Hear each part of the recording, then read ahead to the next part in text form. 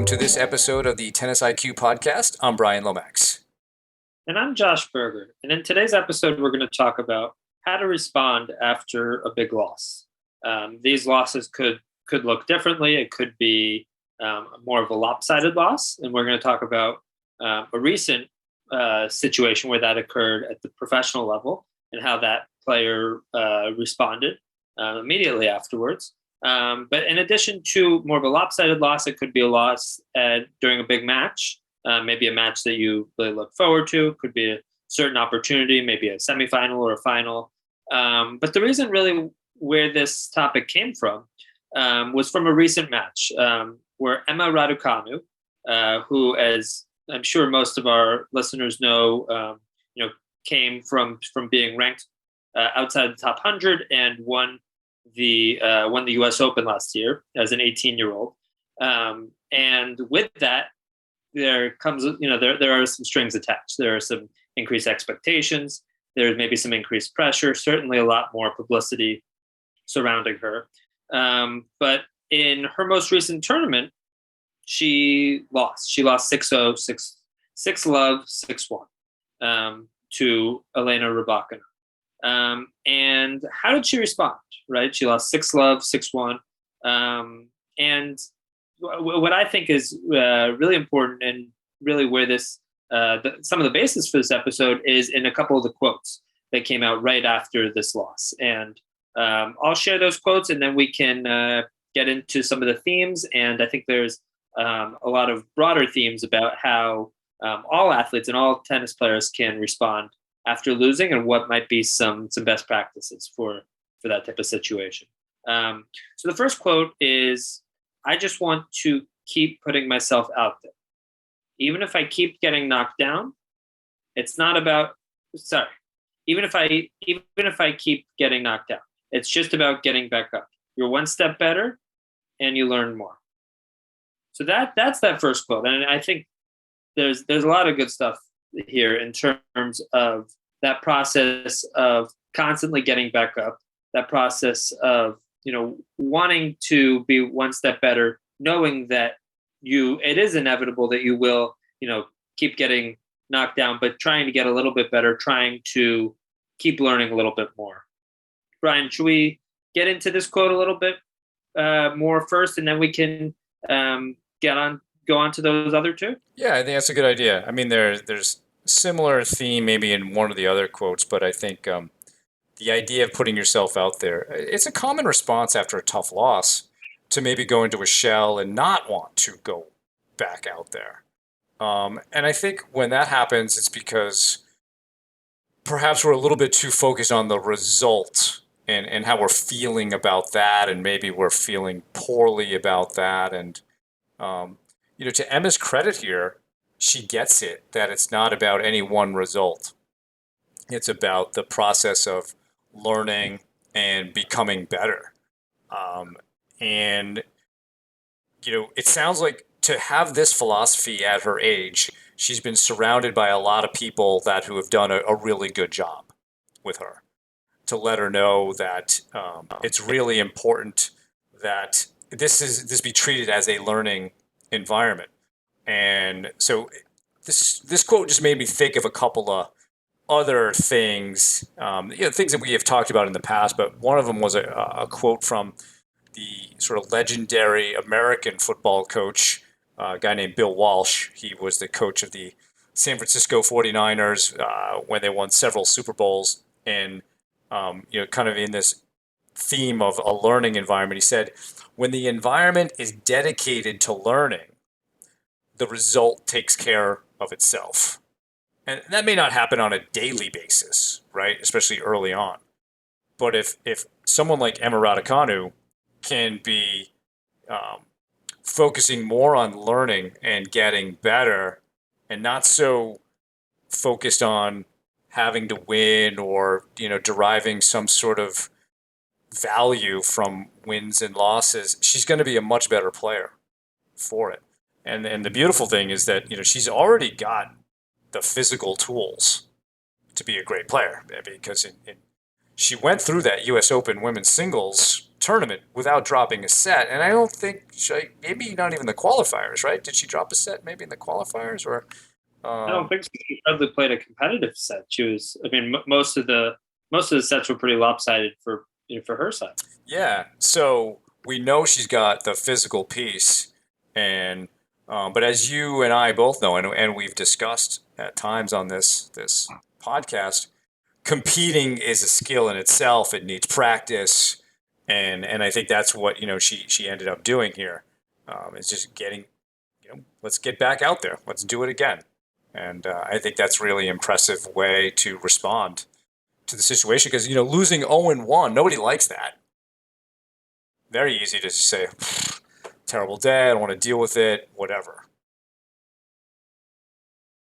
No, absolutely. And I think your comment there made me think about what can we all as tennis players as athletes do to make sure that our environments are specific for that we're creating learning environments intentionally.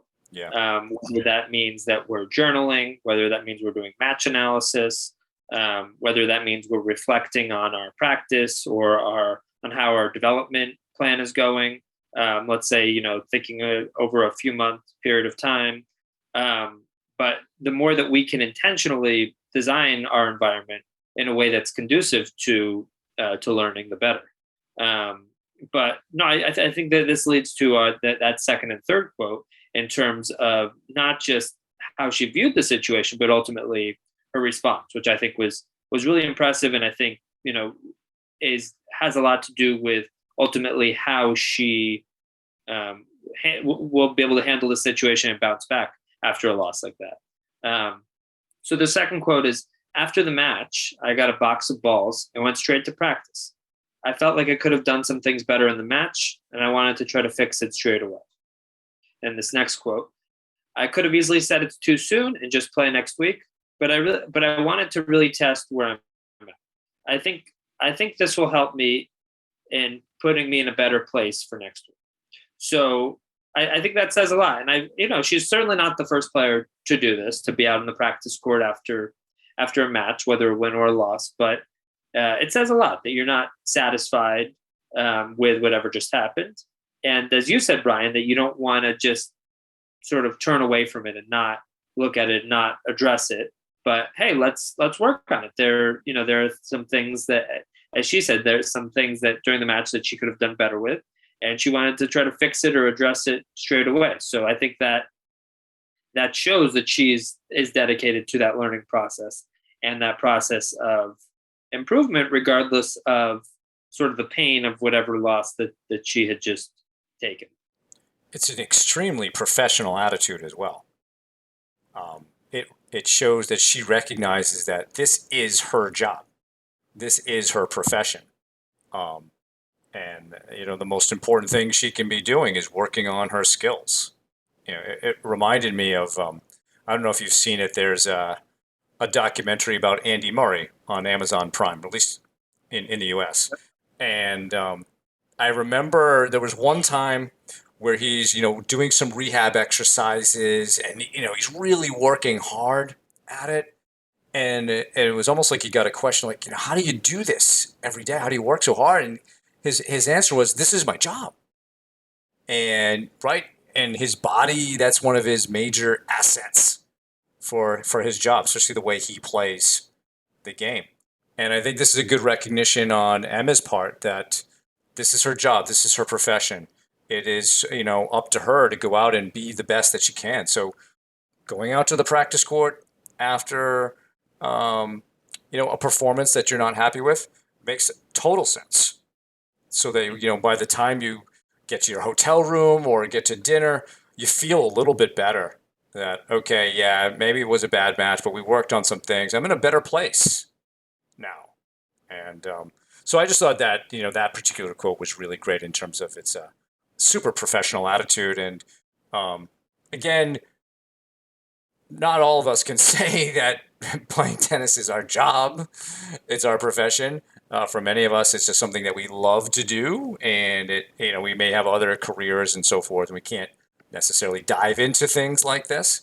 but we can certainly admire it. And maybe there is a higher level of professionalism that all of us could bring to how we respond to this. Maybe we don't necessarily go right out there after. Maybe there aren't courts available or whatever, but maybe we plan a practice session. We set up something with our coach, right, to learn from what happened and try to get yourself back into the groove, and work on some things that didn't go well. Absolutely. I think, the only way to improve on these areas is to address it. And as you said, we're not all in the position where this is, our profession or our job. But adding that extra element of professionalism, adding that element of being able to analyze what happened, and yeah, and really trying to, work on whatever those areas that maybe cause that result. And it's likely also if there was a certain shot or a certain reason that caused this result, it probably wasn't the first time.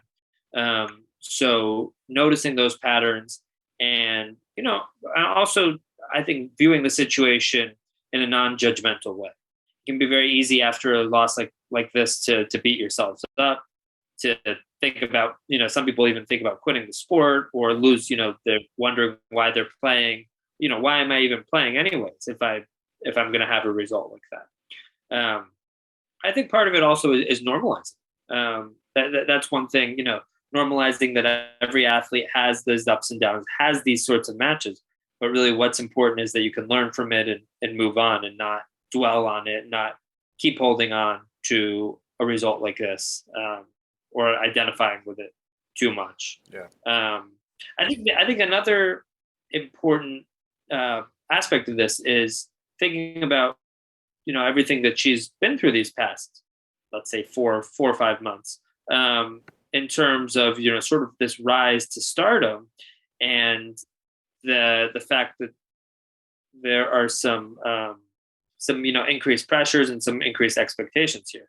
And though we may not, most of us aren't at this level, at the Grand Slam level, certainly, we can all relate in some way or another. It might be being bumped up from a USTA level, an NTRP level, 3.0 to 3.5, 3.5 to 4.0, etc. It could be the jump from playing high school tennis to college tennis, or whatever sort of bump.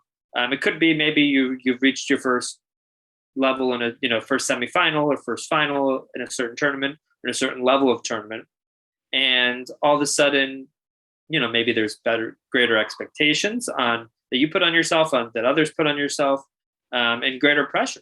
And thinking about, coming back to a quote that we've referenced in the past, in terms of, keeping your expectations low but your standards high, making sure that you're doing everything within your control to ultimately perform well, but not, not putting too many expectations on yourself, not putting too much pressure on yourself. Once you've, achieved new heights, where if it's a new ranking or a new sort of level that you've achieved, not letting that mean that all of a sudden you're adding all these extra expectations to yourself, because that can have a really detrimental impact. Yeah, and I think with expectations, especially in the UK, the British media, they do play up their tennis players very much, and some of it's great. They cheer them on a ton, but then the media can sometimes be tough as well there. More so than I would say what tennis players face in the United States. And so she has to deal with that, right? Because she has, that whole media base, the entire, UK island, rooting for her is the same way that they root for Andy Murray, the same way they rooted for Tim Henman. There can be a lot of pressure and expectations just coming from that. And all of the media attention that she receives, all the endorsements that she's received. It's hard to, certain players might feel like, oh, am I justifying all this attention or all these endorsements and so forth? But, her response shows that, again, she's being really professional about it. And I love that. Something you had said earlier, Josh, made me also think about a topic we had discussed in a previous episode about how to explain to yourself what happened, right? Because you mentioned, she could have thought different things, or commonly we might not want to examine this, or think of you know, we're bad players and so forth, right? And so we want to make sure that we understand kind of the three P's of how we need to talk to ourselves about a disappointing result so that it doesn't become like a sort of an albatross or a big thing for you. So the three P's are permanence, pervasiveness, and personalization. So when we're thinking about a loss like this, we don't want to indicate that this is something that always happens. So for something like Emma, she's not saying that, hey, maybe just a bad day. I'm going to go work on this. And she immediately channels it forward. We don't want it to be perceived as pervasive, like this always, this is just who I am. Like I'm a loser. I'm a terrible player. You're not a terrible player. Maybe you just didn't have a good day. Maybe you just didn't prepare well or something else went wrong. And then we don't want to personalize it into, that this is, like I'm a failure because of this. And you mentioned that you don't want to over-identify or identify too much with the result. So, we do want to take responsibility, which is what she's done. She's taken responsibility, but it's okay. What can I do now to get better? So I think those are just some things to think about because we all have tough losses. We've all had matches, I'm sure, that we have some regrets about or we would like to play over. But we don't want those matches to turn basically into a slump or to turning like one bad match into a trend. Like, oh, I'm always playing badly. Well, it's one bad match. It's not necessarily a trend, right? So I think it's important how to do this, and this narrative style helps us to be more optimistic going forward rather than pessimistic. A pessimistic narrative style is if we look at these things as being permanent and pervasive and it's all about us, yeah, we're more likely to have a harder time snapping out of it. And I think what these quotes that you are sharing with us from Emma shows that she understands how to explain what happened to her in a really productive, optimistic, forward-looking way. Shows a lot of maturity. Definitely shows a lot of maturity. Actually reminds me a little bit of some of the quotes that we've shared in the past from Iga Swiatek and how she views, performance and development, sort of, embracing the aspects of competition, knowing that, losses and setbacks are inevitable along that pathway. But no, it definitely shows a willingness to get better. And I mean, it can also be easy, easy after a big loss to look for an excuse. Yeah. Right. Okay. I lost 6-love, 6-1 because I wasn't feeling good, or I lost that by that score because I was cheated or whatever, because, my strings are too loose, or I had the wrong racket, or whatever it is. I woke up on the wrong side of the bed. But rather than that, she's taking accountability and getting straight to it in terms of improving on whatever areas, they don't mention in the quote exactly what it is. Actually, some videos surfaced of her training afterwards, but getting right to it in terms of, working on those areas of the game that she wants to address, leading up to the Australian Open, which is obviously where she has her sights set after winning the most recent Grand Slam. So it says a lot that she's, not just, I think if we go back to that last quote, I could have easily said it's too soon and just play next week, but I wanted to really test where I'm at.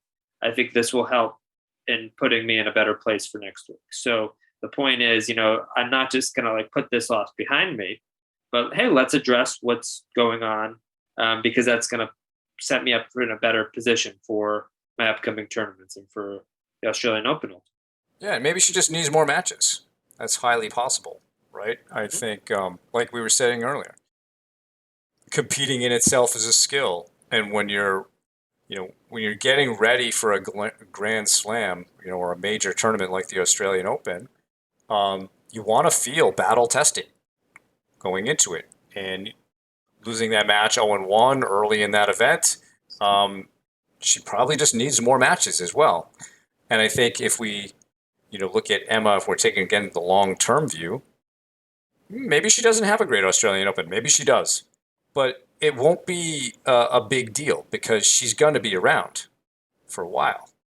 And if she can continue to have this level of professionalism and dedication to her craft, I think she's going to be a great player for a long time coming. And so, to me, a great response to this. And let's see how she does. I think her playing this week makes a lot of sense in terms of getting battle tested, getting ready, getting more matches. I think everybody who listens can probably appreciate that when you're playing more matches, you feel more comfortable playing in tournaments. When you haven't prepared that way, you know it. You can feel that you're not quite right in match play. You're just a little bit uncomfortable. So I think it makes a ton of sense for her to do that and not just postpone it to when the first week of the Australian Open begins. And oftentimes it's the little things. It's small margins here or there. It's your Yeah. timing, it's your feel, it's your footwork. Comfort level, right? Absolutely. So with these little things can be fine tuned in that week before a tournament, out on the practice court. So that those it, that time that you're spending there can pay dividends because we know that tennis is ultimately a sport of very small margins. There's not generally a huge difference between players of a certain level, especially at the pro level. So it's by working on these little things, by addressing them, is ultimately what can make the difference. And I think also another thing, when we talk about this learning environment, that what's important to note is that this takes place. The results that we're referring to take place over time. Just like you said, even if she doesn't have a great Australian, over time, with this sort of an attitude, the results will take care of themselves. That's right. Certain things, there are certain things we can't control. Injuries take place. Maybe you get, bad luck with the draw. You draw the number one seed. Maybe you play a match and the ball trickles over the net on the left court a few times. And there's going to be good luck and bad luck, but certain things even themselves out over time. But things like how, the way your discipline, your work ethic, things like, your willingness to address reality and what's happening in your matches. These are the sorts of things that pay dividends in the long run. And, when things like luck or good draws or bad draws, take place, they ultimately even out over time. But this is what ultimately remains and is the difference between the types of careers that players have over a long period of time. Yeah. And if, Emma Raducanu has a great Australian Open, no one's even going to remember this 0-1 match. It'll just be completely forgotten because I think one thing we want to keep in mind is that these warm-up tournaments, they're not really, I don't think they necessarily advertise themselves, we're a warm-up tournament for the Australian Open. But that's what they are. And, basically they're practice matches in, in a competitive environment. And that's all they are. When you see some of the other top players play these things, a lot of times they do lose in earlier rounds. It's not that they don't care, that they weren't trying to win, but the goal is to peak for, the Australian Open or, some other tournament. And so very often I think players are looking at these things as practice matches. I don't really know this for a fact, but we don't usually see Novak Djokovic playing such tournaments. Now, part of that could be that forget all the stuff that's going on with him this year, right? But we don't typically see him in these events in Australia.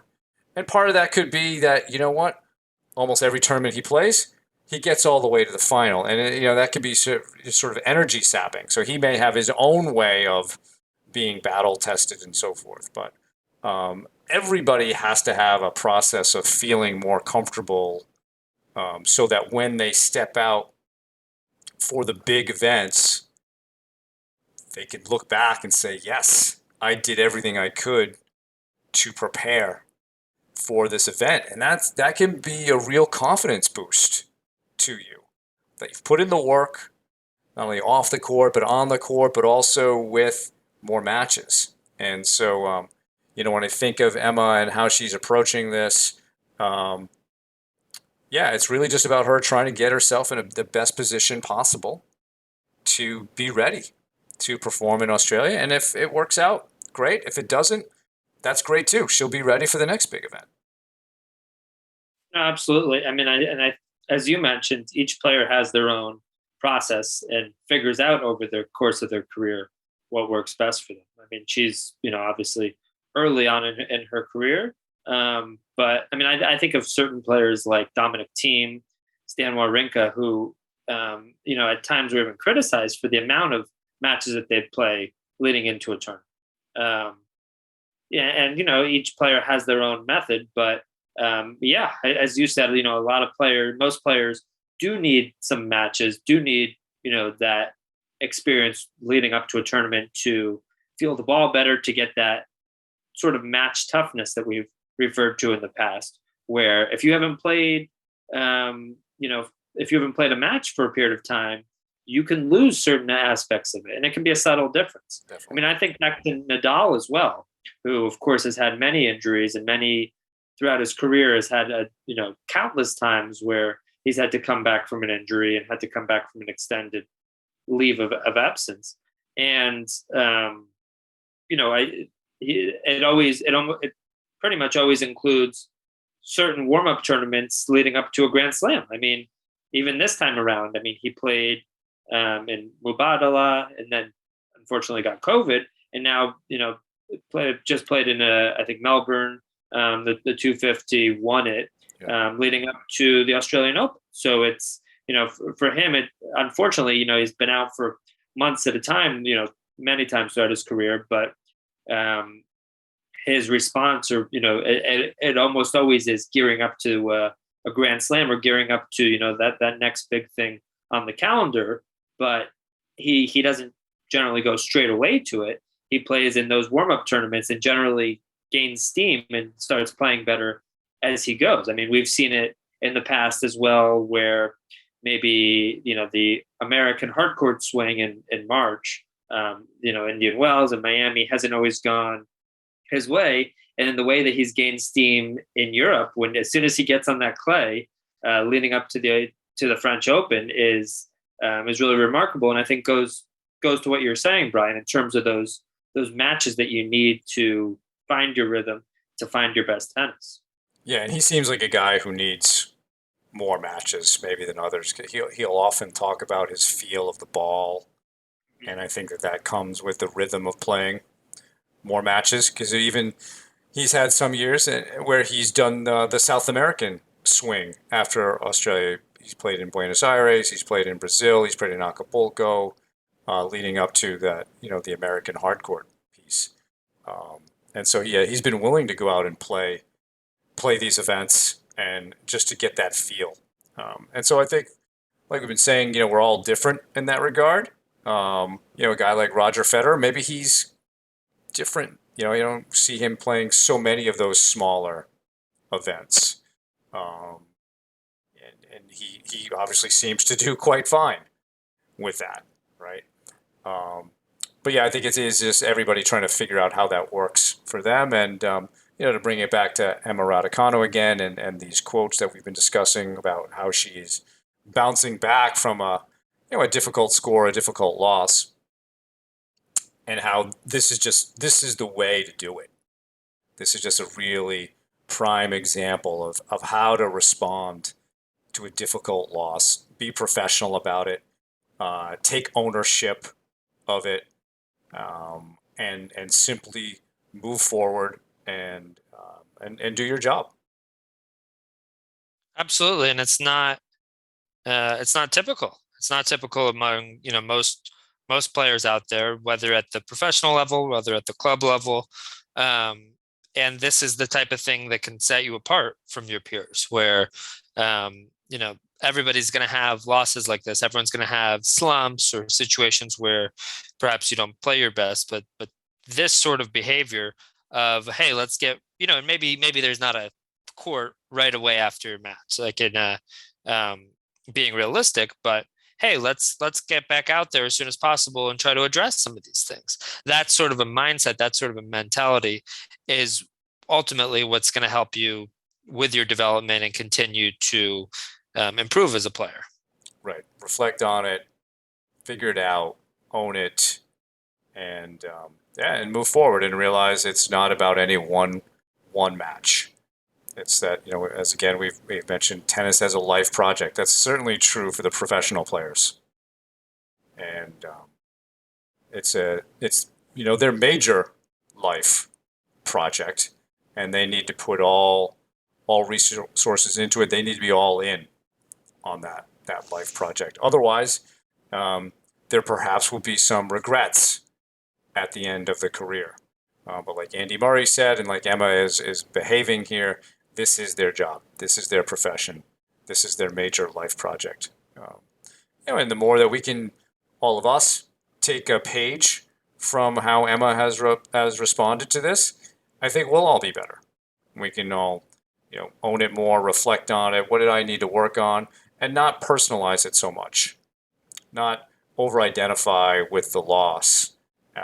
It's a loss. Big deal. Everybody loses. And the idea is, can you learn from it and move on? And so that we have losses like that, less. Absolutely. Absolutely. It's, let's learn from it. Let's move on. Let's keep rising every time we fall. Um, like that quote. Um, and, let's not dwell on it for too long, but let's learn from it and let's move on. Rather than, this being something that we're constantly thinking back to or constantly identifying with. Right, right. So good. Great conversation, Josh. Thank you for that. Thank you, everybody, for listening. For more on today's episode, please check out the show notes. If you have any feedback or questions for me and Josh, please email us at tennisiqpodcast@gmail.com. You can also use the Twitter hashtag tennisiq. Additionally, please subscribe to the show on your podcast platform of choice, including YouTube, so you can be notified of new episodes. You can also check us out on Instagram. Thanks again, and we'll talk to you soon in our next episode.